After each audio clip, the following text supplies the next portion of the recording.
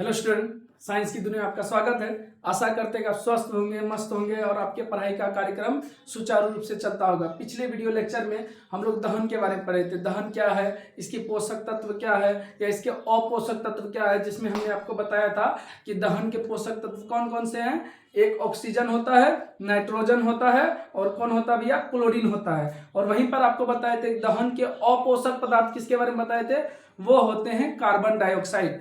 Carbon dioxide की उपस्थिति में दहन की क्रिया नहीं होती है ना।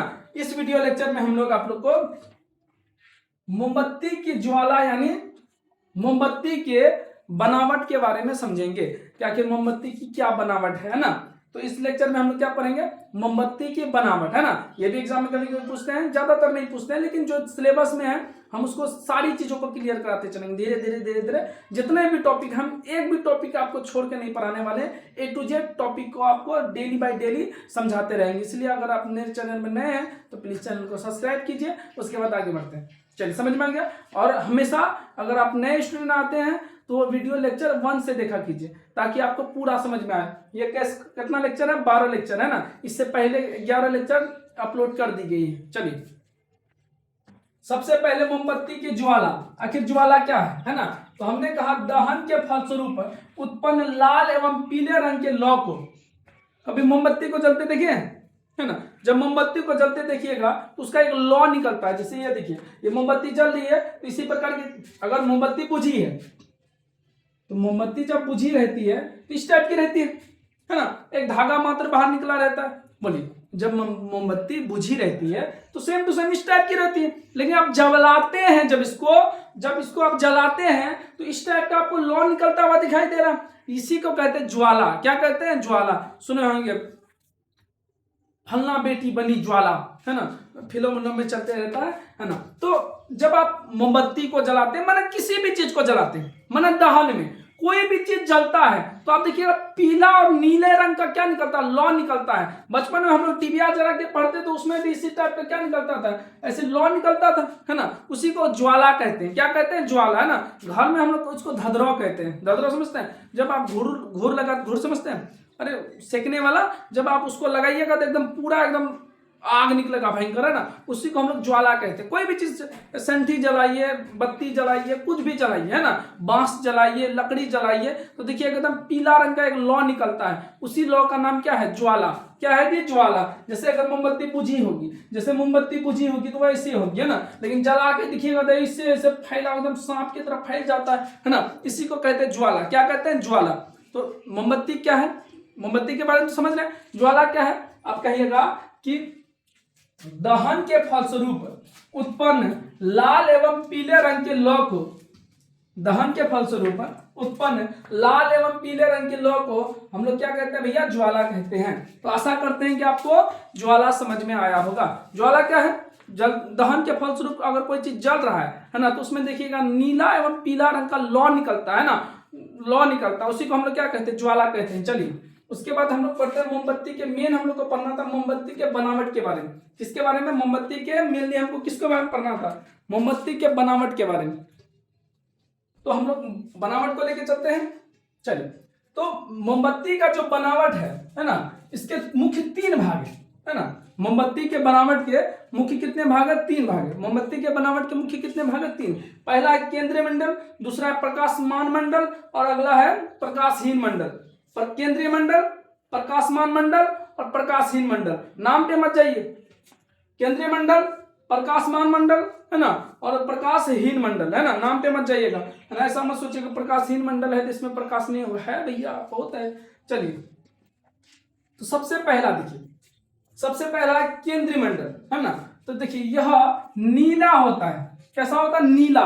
आप कह सकते हैं नीले रंग का होता है, नीले रंग का होता है, बोल दीजिएगा तो और अच्छा है ना। यह नीले रंग का होता है। इसमें बिना जले मोम वाष्प रहता है, माने इसमें ऑक्सीजन नहीं जा पाता है। केंद्रीय मंडल जो होता है, ये आपको जो दिख रहा है, ये वाला बीच वाला जो दिख रहा है, यहाँ केंद्रीय मंडल लिखे हैं, ये वाला हिस्सा जो आपको दिख रहा है, ये वाला, है ना, ये सबसे अंदर वाला भाग है। है ना, और अंदर वाले भाग के कारण वहां पर ऑक्सीजन नहीं पहुंच पाता है। बोलिए वहां पर ऑक्सीजन नहीं पहुंच पाता है, उचित मात्रा में ऑक्सीजन नहीं पहुंच पाता है। आप बताइए अगर ऑक्सीजन नहीं पहुंचेगा तो दहन की क्रिया होगी? नहीं होगी। बोलिए ऑक्सीजन नहीं पहुंच पाएगा दहन की क्रिया होगी? नहीं होगी, है ना। तो इसीलिए कहते हैं यह नीले रंग का होता है, इसमें बिना जले मोम वाष्प रहते हैं, है ना। इसमें दहन की प्रक्रिया नहीं होती है, अभी पता है ऑक्सीजन की आपूर्ति सही मात्रा में नहीं होती है ना। इसीलिए बोलिए केंद्र मंडल में दहन की प्रक्रियाएं नहीं होती है। बोलिए केंद्र मंडल में दहन की प्रक्रियाएं नहीं होती है, केंद्र मंडल में दहन की प्रक्रिया नहीं होती है। इसीलिए इसको कहते हैं अदहन का क्षेत्र। क्या कहते हैं? अदहन का क्षेत्र। तो सवाल पूछेगा कि अदहन का क्षेत्र किसे कहते हैं? अदहन का क्षेत्र किसे कहते हैं? आप बोलिएगा केंद्रीय मंडल। क्या बोलिएगा? केंद्रीय मंडल। अदहन का क्षेत्र किसे कहते हैं? केंद्रीय मंडल को कहते हैं। बोलिए अदहन का क्षेत्र किसे कहते हैं? केंद्रीय मंडल का। केंद्रीय मंडल को अदहन का क्षेत्र क्यों कहते हैं? क्योंकि इसमें दहन की प्रक्रियाएं नहीं होती है। बोलिए मोमबत्ती के बनावट के कितने प्रकार पढ़े थे? 3। कौन कौन से? केंद्रीय मंडल, प्रकाशमान मंडल और प्रकाशहीन मंडल। केंद्रीय मंडल, प्रकाशमान मंडल, प्रकाशहीन मंडल। केंद्रीय मंडल, प्रकाशमान मंडल, प्रकाशहीन मंडल। केंद्रीय मंडल क्या था? यह नीले रंग का था, है ना। इसमें बिना जले मोम, बिना जलते मोम क्या हो जाता है? वाष्प के रूप में क्या हो जाता है? ऊपर चला जाता है ना, वाष्प रहता है ना। इसमें दहन की प्रक्रिया नहीं होती है। इसमें दहन की प्रक्रिया नहीं होने का कारण क्या है? इसमें ऑक्सीजन की आपूर्ति नहीं हो पाती है। इसमें ऑक्सीजन की आपूर्ति नहीं हो पाती है, इसीलिए इसमें दहन की भी प्रक्रियाएं नहीं होती है ना। और इसीलिए अगर दहन का प्रक्रिया नहीं होगा तो इसी को हम कहेंगे भैया अदहन का क्षेत्र। इसको हम क्या कहेंगे? अदहन का क्षेत्र कहेंगे। इसको क्या कहेंगे भाई? अदहन का क्षेत्र कहेंगे। इस क्षेत्र में अगर आप अपनी उंगली लेके जाते हैं, इस क्षेत्र में अगर आप उंगली एकदम बीचों बीच लेके जाते हैं तो आपका उंगली नहीं जलेगा। लेकिन कहेंगे मेरा तो जल जाता है। इसलिए जल जाता है कि क्योंकि आप जब बीच में उंगली लेके जाते हैं तो एक क्षेत्र यहाँ है, एक क्षेत्र यहाँ है, आपको इस बीच में लेके जाना है, इसके बीच में लेके जाना है ना। तो पहले ही दोनों जला देता है। समझे बात को? अगर थोड़ा देर के लिए इन दोनों को साइड किया जाए, अगर आप ये एकदम बीचों बीच है तो आपको किसी भी प्रकार का पीड़ा नहीं होगा। समझ में आया? देखिए केंद्रीय मंडल में अगर माचिस की तीली को, केंद्रीय मंडल में अगर माचिस की तीली को एकदम बीचों बीच ले जाया जाए तो तीली नहीं जलेगी। बोलिए तीली नहीं जलेगी। बोलिए केंद्रीय मंडल में अगर प्रकाश को लेके जाया जाए, केंद्रीय मंडल में अगर माचिस की तीली को ले जाया जाए तो माचिस की तीली नहीं जलेगा, क्योंकि केंद्रीय मंडल में दहन की प्रक्रिया नहीं होती है, इसीलिए इसको अदहन का क्षेत्र कहते हैं। आशा करते हैं कि आपको बात समझ में आया होगा। आगे बढ़ते हैं। उसके बाद प्रकाशमान मंडल, है ना। हमने लिखा है यह ज्वाला का सबसे बड़ा भाग होता है। यह ज्वाला का क्या होता है भैया? सबसे बड़ा भाग होता है। कौन? प्रकाशमान मंडल। प्रकाशमान मंडल क्या है भाई? यह ज्वाला का सबसे बड़ा भाग है ना। कौन कौन? प्रकाशमान मंडल, है ना। यह ज्वाला का सबसे बड़ा भाग होता है ना। इसमें पीला प्रकाश निकलता है। याद रखिएगा केंद्र मंडल में नीला निकला था, है ना। केंद्र मंडल ऑब्जेक्टिव में पूछता है ना कि भैया प्रकाशमान मंडल में कौन सा लौ निकलता है, तो अब याद रखिएगा पीला। या पूछेगा पीला लौ किस क्षेत्र में निकलता है, अब याद रखिएगा प्रकाशमान मंडल में। किसमें भैया? प्रकाशमान मंडल में। यही सब छोटा छोटा जो टॉपिक है इसी को ध्यान में रखना। बहुत ज्यादा बड़ा टॉपिक नहीं कि आपको समझ में नहीं आएगा, है ना। इसमें याद रखना है कि इसमें दहन नहीं होता है। 3 चीजें तो याद रखना केंद्रीय मंडल में। केंद्रीय मंडल नीला होगा, दहन नहीं होगा, दहन नहीं होगा तो अदहन का क्षेत्र कहेंगे। अदहन का क्षेत्र है तो तीली लेके जाएंगे, नहीं जलेगा, बस खत्म। उसके बाद देखिए प्रकाशमान मंडल, हम कहेंगे यह ज्वाला का सबसे बड़ा। देखिए इसमें भी याद रखिए यह ज्वाला का सबसे बड़ा भाग होता है ना। इसमें पीला प्रकाश निकलता है। प्रकाशमान मंडल में क्या होगा भैया? प्रकाशमान मंडल में क्या होगा? यह ज्वाला का सबसे बड़ा भाग होता है ना। इसमें पीला प्रकाश निकलता है। इसमें ऑक्सीजन की आपूर्ति कम होती है। बोलिए इसमें ऑक्सीजन की आपूर्ति जो प्रकाशमान मंडल है, प्रकाशमान मंडल कौन सा भैया, ये देखो ये वाला है, बीचों बीच वाला है केंद्रीय मंडल है ना, ये जो आपको दिख रहा है ये वाला क्षेत्र, ये वाला क्षेत्र, इसी क्षेत्र का नाम है प्रकाशमान मंडल। बोलिए प्रकाशमान मंडल है ना। इसके बाद देखिए केंद्रीय मंडल के बाद जो आपको दिखाई दे रहा है वही क्या है, प्रकाशमान मंडल। तो बताइए प्रकाशमान मंडल ज्वाला का सबसे बड़ा भाग होता है ना, इसमें पीला प्रकाश निकलता है, इसमें ऑक्सीजन की आपूर्ति कम होती है। जैसे ऑक्सीजन की आपूर्ति कम होगी तो दहन बढ़िया से होने वाला नहीं है। जैसे ऑक्सीजन की आपूर्ति कम होगी दहन बढ़िया से होने वाला नहीं। देखते आगे पढ़ते हैं है ना। इसमें ऑक्सीजन की आपूर्ति कम मात्रा में होती है, इसीलिए इसमें अपूर्ण दहन होता है, पूरा पूरी दहन नहीं होता है। अब इसमें भी 3 पॉइंट याद रखना, 3-4 पॉइंट याद रखना। क्या पॉइंट है भैया, यह ज्वाला का सबसे बड़ा भाग होता है, इसमें पीला प्रकाश निकलता है ना, इसमें ऑक्सीजन की आपूर्ति कम होती है, इसीलिए इसको अपूर्ण दहन का क्षेत्र कहा जाता है। उसमें तो दहन ना होता है, अदहन का क्षेत्र। इसमें होता है थोड़ा थोड़ा होता, थोड़ा थोड़ा ऑक्सीजन मिलता है जिसमें मोम पिघलता है और वाष्प के रूप में परिवर्तित हो जाता है कि नहीं। चलिए लास्ट है क्या है जी, प्रकाशहीन मंडल। क्या है जी, प्रकाशहीन मंडल।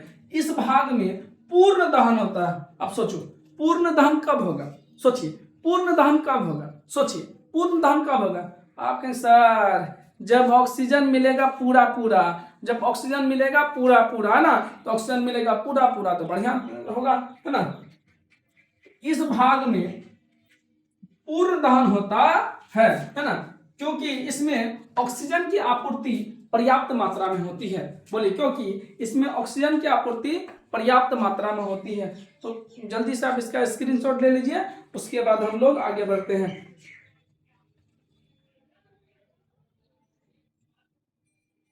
चलिए समझ में आ गया। अब थोड़ा इसको बढ़िया समझो, थोड़ा हवा चली ना उसके कारण कैमरा थोड़ा हिल रहा है, ठीक है, मेहनत कर लीजिएगा, शायद नहीं भी हिल सकती है। आइए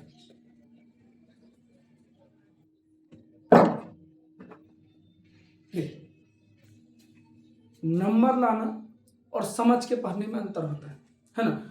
अगर आप समझ के पढ़िएगा तो नंबर आएगा, लेकिन केवल नंबर आ रहा है इससे ये नहीं कि तुम समझे हो कि नहीं समझे हो।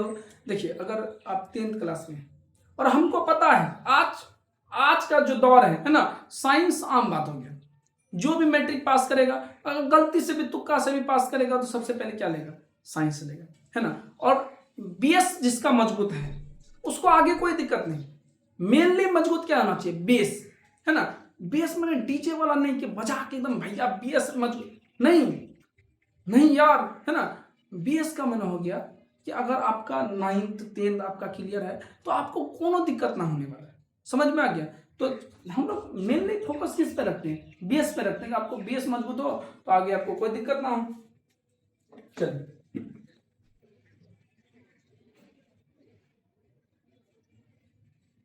बस एक छोटा सा टॉपिक है, उसके बाद ये चैप्टर खत्म हो जाएगा। उसके बाद हम लोग मिलेंगे फिर बायोलॉजी के क्लास में। बोलिए किसके क्लास में मिलेंगे, बायोलॉजी के क्लास में ना। वीडियो पॉज तो नहीं हो,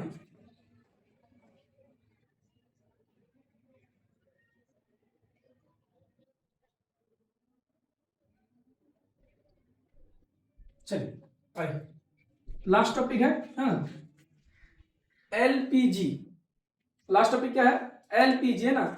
इसको बोलते हैं लिक्विफाइड पेट्रोलियम गैस है ना। इसका फुल फॉर्म है, हिंदी में इसको बोलते हैं द्रवीभूत पेट्रोलियम गैस है ना।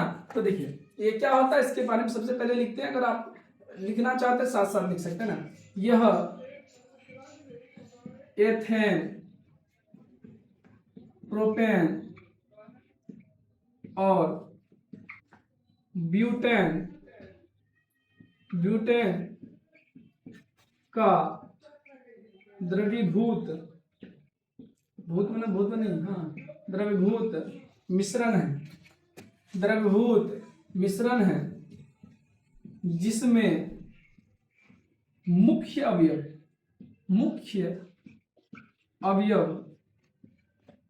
ब्यूटेन होता है। मुख्य अवयव ब्यूटेन होता है, एथेन, प्रोपेन, प्रोपेन, ब्यूटेन तीव्रता से जलकर पर्याप्त मात्रा में ऊष्मा प्रदान करता है, ऊष्मा प्रदान करता है तथा इसमें गंध के लिए एथिल मरकैप्टन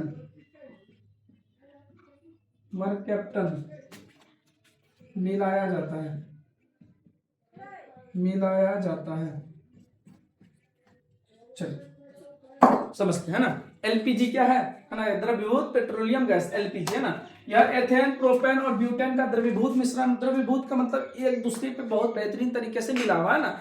तो देखिए यह एथेन, प्रोपेन और ब्यूटेन है ना का क्या बता भैया, द्रवीभूत मिश्रण होता है ना, जिसमें मुख्य अवयव क्या है, ब्यूटेन है। याद रखिएगा एलपीजी में है ना मुख्य अवयव क्या होता है, ब्यूटेन होता है ना। जैसे लाइटर, सिगरेट पीने वाला सब लाइटर नहीं होता है, जैसे अगरबत्ती जलाने वाला, इसमें भी मुख्य अवयव क्या होता है, क्या हो गया भाई, देखिए यही है ना। तो मुख्य अवयव क्या होता है, ब्यूटेन होता है। क्या होता है, ब्यूटेन है ना, ध्यान में रखिएगा ब्यूटेन। हाँ याद रखिए एथेन, प्रोपेन, ब्यूटेन का द्रवीभूत मिश्रण होता है जिसमें मुख्य अवयव क्या होता है, ब्यूटेन, जिसमें मुख्य अवयव क्या होता है, ब्यूटेन है ना। याद रखिएगा एथेन, प्रोपेन और ब्यूटेन तीव्रता से जलकर, एथेन, प्रोपेन और ब्यूटेन तीव्रता से जलकर पर्याप्त मात्रा में, अधिक मात्रा में क्या उत्पन्न करता है, ऊष्मा उत्पन्न करता है। इसीलिए हम लोग एलपीजी का उपयोग है ना घरेलू सिलेंडरों में करते हैं। अब दिक्कत यह है कि अगर इसमें रिसाव हो जाए, तो इसका पता कैसे होगा, इसीलिए इसमें गंध के लिए क्या मिलाया जाता है, एथिल मरकैप्टन मिलाया जाता है। बोलिए इसमें गंध के लिए क्या मिलाया जाता है, एथिल मरकैप्टन मिलाया जाता है। आशा करते हैं कि आपको समझ में आ गया। एक छोटा सा टॉपिक था, याद रखिएगा कि एलपीजी के रिसाव में गंध के लिए उसमें क्या मिलाया जाता था, आप याद रखिएगा एथिल मरकैप्टन मिलाया जाता है। तो हम आशा करते हैं कि आपको समझ में आया होगा। एक छोटा सा टॉपिक था जो आप अपने से भी पढ़ के कर सकते थे, लेकिन आपने कमेंट किया भैया सर मोमबत्ती का बनावट बताइए, तो हम समझा दिए आपको, है ना। अगर आप मेरे चैनल में नए हैं तो प्लीज़ चैनल को सब्सक्राइब कीजिए ताकि इसी प्रकार के वीडियो आपको मिलते रहे। जब नेक्स्ट वीडियो लेक्चर लाएंगे तो वहाँ पर आपको बायोलॉजी के बारे में समझाई दी जाएगी। अभी के लिए इतना ही, मिलते हैं नेक्स्ट क्लास में। धन्यवाद।